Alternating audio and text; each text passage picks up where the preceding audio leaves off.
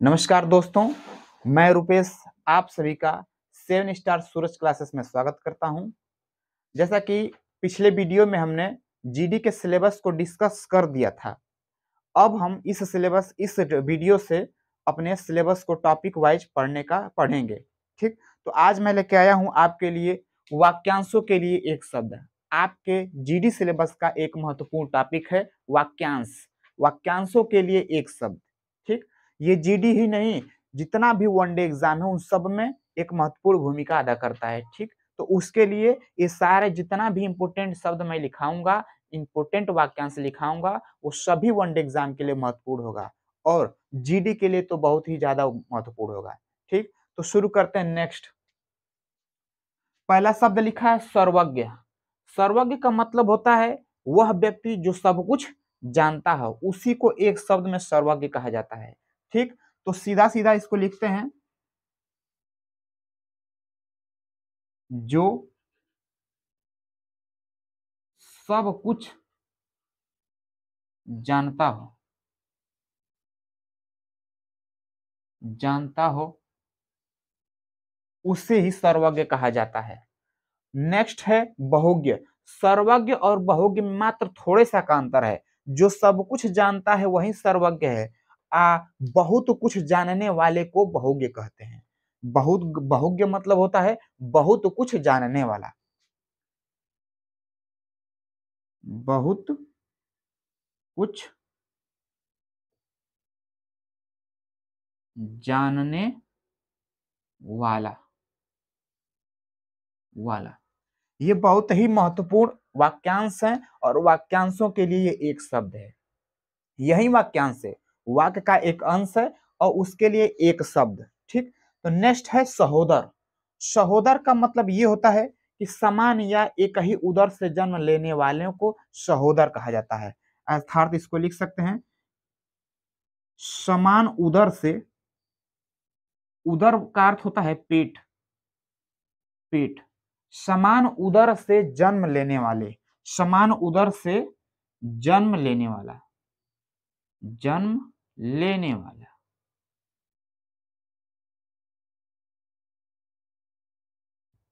समान उदर से, एक ही उदर से एक ही पेट से जन्म लेने वाले को सहोदर के नाम से जाना जाता है।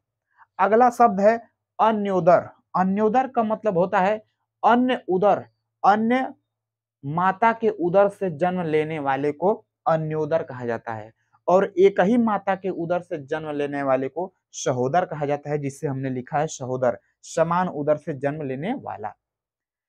अन्योदर का मतलब होता है अन्य माता के उदर से, माने दूसरी माता के पेट से जन्म लेने वाले को अन्योदर के नाम से जाना जाता है। तो आप इसको लिख सकते हैं, अन्य माता, माता के उदर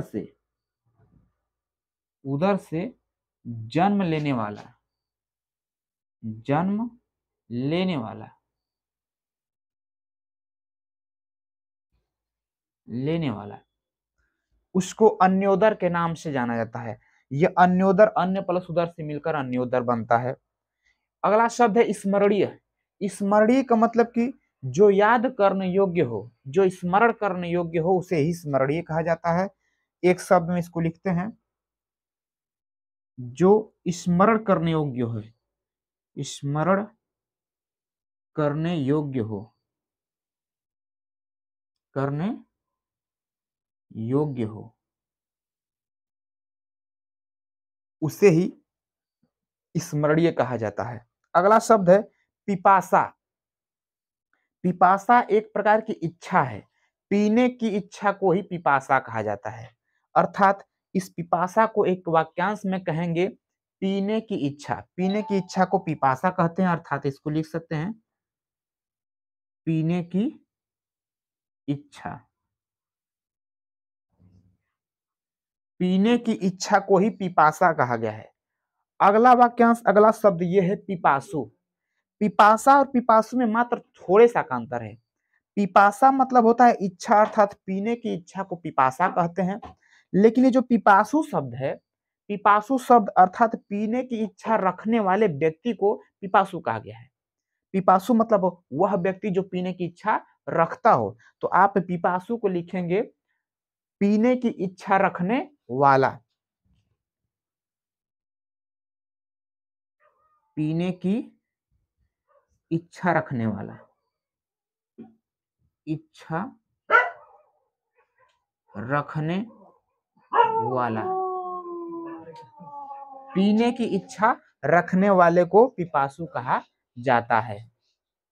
नेक्स्ट उसको, हाँ दोस्तों आगे देखते हैं कि अगला शब्द है मुमुक्षा। मुमुक्षा, मुमुक्षा भी एक इच्छा है। मोक्ष प्राप्त करने की इच्छा को ही मुमुक्षा कहा गया है। मोक्ष, मोक्ष मतलब कि जो जीवन मृत्यु का चक्र है उससे परे जाना। मोक्ष पाने की इच्छा, पाने की इच्छा,